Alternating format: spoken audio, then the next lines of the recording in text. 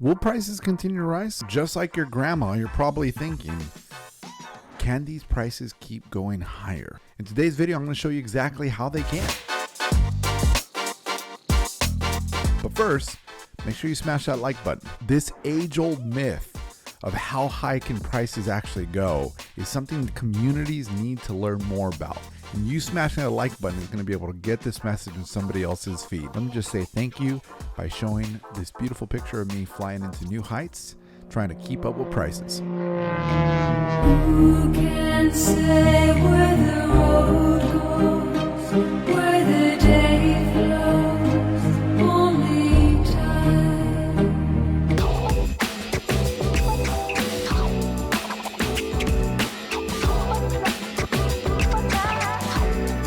Why do prices go up? Because of supply and demand. What the hell does that mean in English? Let's break it down to its first part.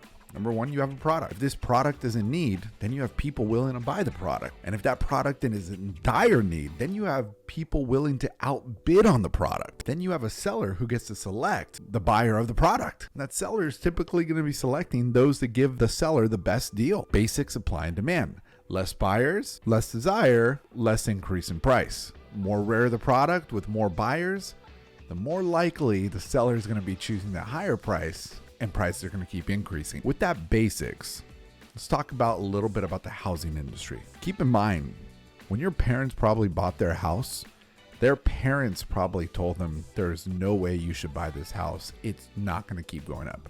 When I first bought my house, that is what my family was telling me. There's no way home prices can continue to go up as fast as they are. And the house they lived in currently was that same initial one, and it was hundreds of thousands of dollars more than their original purchase price. Will they keep going up? Let's look at some data to help you decide. This is a real estate report card in Orange County where I live. Long story short, the forecaster here is determining that in the next year, houses will increase by 9.33%. This is looking at the historical last 5 years where houses have increased 7.5%, last 10 years 6.66%, last 63 years 5.38%. This forecast is foreshadowing that in 1 year 9.33% and in 5 years a sum total of 40.92. When you read this, you might think to yourself, that is stinking crazy. No way will that happen. The median home price right now is $1,016,997. That means that if this is correct, next year, this house that you can get for $1,016,000 will be worth $1.110941, and then in 5 years will be worth $1.431836. You might think, again, this is crazy, but here's where it makes sense. According to this report, for every 1,000 people in Orange County, there's 2 houses available. When we talk about product and we talk about demand, this is the biggest importance. Not a lot of houses available, ton of people needing them. From year to year, last year to this year, there's negative 38% less houses for sale than last year. From last month, there's negative 5%. When you look at the total population, there's 3.2 million total in the Orange County area, with 1.43 of those being renters, and 258,000 of those renters are renters who can afford to purchase. Why is that important? Because this is going to bring us again more into not just the supply and demand, but the supply and continual demand. Household formations is defined by an age group of 27 to 35 by this report. This is typically when somebody is going to start establishing their own home, moving out of parents, graduating college, just making their own runway. And out of those, what's estimated here are 23,000 first-time home buyers from there. What that shows us is there's 23,000 people trying to buy houses, even in addition to the other demographics, and there's only 10,000 new houses being built.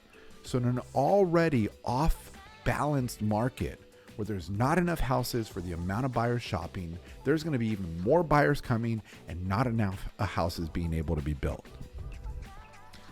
The supply and demand issue from these metrics continue to show that things are going to get worse, aka prices are going to continue to rise. So what should you do?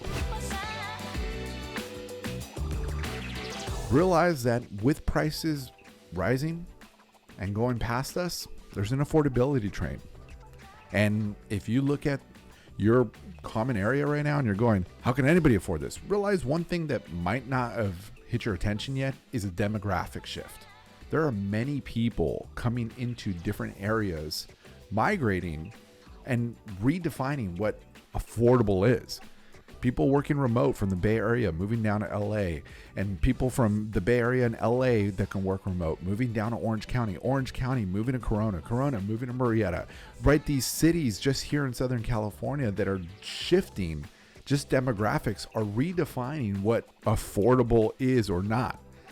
Last time I sold my house, one of the buyers came up and just said, I can't believe I can buy a condo for this price. With driving distance to the beach in this area. It's so cheap compared to what I would buy in my area. And I thought I was selling a top dollar. This is where affordability many times as well can be defined by perspective. Affordability many times can be defined by the person, not necessarily the area.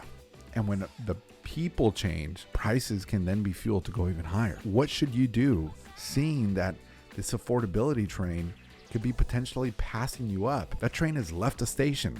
Where does that leave you? Well, one, you can go find a new train, right? AKA move out of state, go move out of area. Or number two, this is what I've personally done in my life and what you can watch on one of my YouTube videos about how I changed $21,000 to over $500,000 at this point. But what I would do is, as that train is passing you and you've now seen the box cart of your dream home pass you by and you're trying to run to catch it, realize that the fastest way to catch up with the train that's speeding up and get that box cart that you wanted to be in is jumping on that train where you can, meaning you compromise maybe location, maybe price, maybe home type, and keep running.